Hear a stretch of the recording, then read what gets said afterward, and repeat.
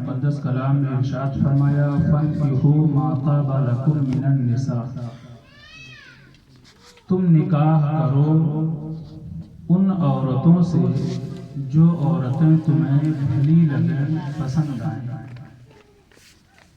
آگے پروردگار عالم نے کچھ شرطوں کے ساتھ فرمایا اگر تمہیں ضرورت ہے، تم شرط پر کھرے اتر سکتے ہو تو تمہیں اجازت ہے 2 کی، اور ضرورت ہے 3 کی، اور ضرورت ہے تو 4۔ آج یہ بدنام کیا جا رہا ہے کہ اسلام میں ایسے ہی جو ہے 4 شادیوں کی اجازت دی جاتی ہے۔ یہ ہماری ناسمجھی ہے۔ ہم اپنی ناسمجھی کو، اپنی بیوقوفی کو اسلام کے اوپر نہیں تھوپ سکتے۔ اسی آیت کریمہ کے تحت پروردگار نے آگے فرمایا ہے اگر تمہیں ڈر ہے اس بات پر کہ میں ان عورتوں کے درمیان انصاف نہ کر سکوں گا تو تمہارے اوپر صرف ایک لازم ہے۔ پروردگار نے جو اجازت عطا فرمائی وہ ضرورت کے تحت عطا فرمائی۔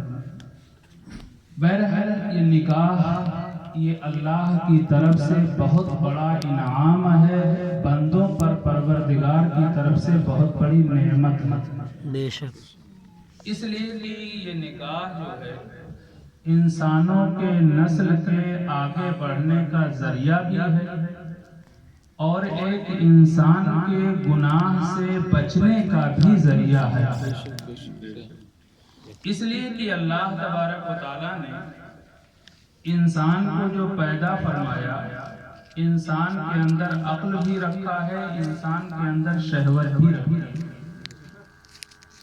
یہی وجہ ہے کہ اللہ تبارک و تعالیٰ نے انسان کو فضیلت عطا فرمائی ہے فرشتوں پر بھی اور جانوروں پر بھی۔ یہ شہوت کی وجہ سے، شہوت ہونے کے باوجود اگر گناہوں سے بچے رہ جائیں تو یہ فرشتوں سے افضل ہے۔ بے شک سبحان اللہ۔ اور عقل رہتے ہوئے عقل کا صحیح استعمال کر لیں تو یہ جانوروں سے بھی افضل ہیں۔ بے شک سبحان اللہ۔ یہ باتیں میری آپ غور کریں گے، اگر عقل کا وہ استعمال نہیں کر رہا ہے صحیح طریقے پر تو جانور سے بدتر ہے، اور شہوت ہونے کے باوجود اگر گناہ کرتا رہے تو پھر فرشتوں سے افضل نہیں ہے۔ فرشتوں سے افضلیت گناہ سے بچنے کی صورت میں اللہ تبارک و تعالیٰ نے اسے عطا فرمائی۔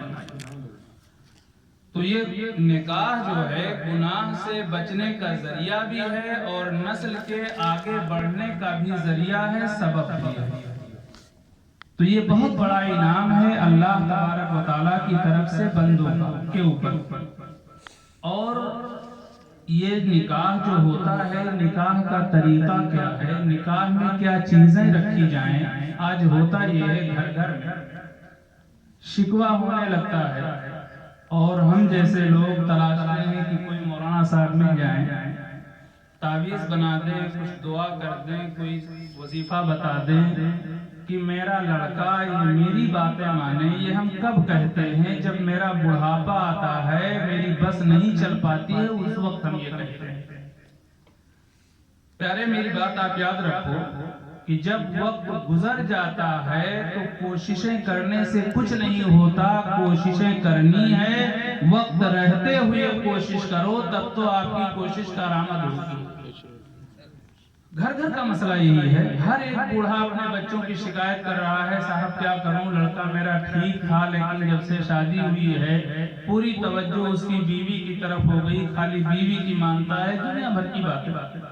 اور ہمارے نوجوانوں سے شاید کہیں یا تو غفلت ہوتی ہے یا کوئی مجبوری بن جاتی ہے یا چوک ہوتی ہے کہ اپنی اولادوں کے بعد وہ اپنے ماں باپ کو بھول جاتے ہیں۔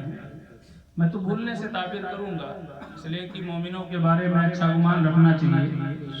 حالانکہ اللہ تبارک و تعالیٰ کا بے پناہ فضل ہے ہمارے اوپر کہ اللہ نے ہمیں اولادیں دے کر کے ہمیں جھنجھوڑا ہے کہ ہم ایک باپ ہونے کی حیثیت سے اپنے بیٹے سے جس طرح سے محبت کرتے ہیں، بلا شبہ اسی طریقے سے ہمارے ماں باپ کو مجھ سے محبت ہے۔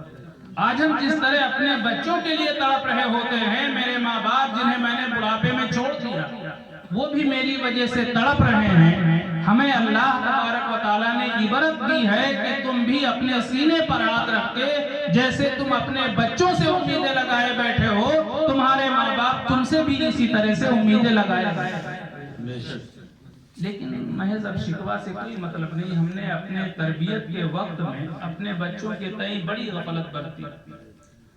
اب ہوا کیا کہ جب ہم اپنے بچے کو لاڈو پیار کر کے بڑا کیے، پہلی غلطی تو رہی نہ تو میں نے اس کے آنے جانے پر کیئر کیا، میرا لڑکا کب گھر آ رہا ہے، کب جا رہا ہے، کس کے ساتھ اٹھ رہا ہے، کس کے ساتھ بیٹھ رہا ہے، کیا کر رہا ہے، میں نے اس کے سنگت کو نہ دیکھی، خیال نہیں کیا۔ کبھی میں نے کوشش بھی جارے لڑکا ہے کہیں بھی جائے کچھ بھی کرے، لڑکی تھوڑا ہے کہ وہ گھر میں بیٹھ کے رہے۔ پیارے یاد رہے کہ چاہے لڑکی ہو یا لڑکا، تربیت کے دونوں محتاج ہیں۔ اگر آپ اپنی اچھی تربیت نہیں کرو گے تو بیٹا آپ کے گھر میں رہ کر کے آپ کی بدنامی کا باعث بنے گا، اور بچی دوسرے کے گھر جا کر کے آپ کے بدنامی کا سبب بنے گا۔ چاہے لڑکی ہو یا لڑکا، باپ ہونے کے تئیں آپ جو ہے اتنے حساس رہو کہ دونوں کی تربیت ہمارا فریضہ ہے۔ اب تربیت کا مطلب یہ ہوا کہ آج ہم اپنے بچوں کو موبائل کے ذریعے سے وہ کہاں تک جا رہا ہے کبھی میں نے کیئر نہیں کیا۔ بچہ بالغ ہو گیا ہے، کبھی ہم اسے نماز کے لیے نہیں کہتے ہیں۔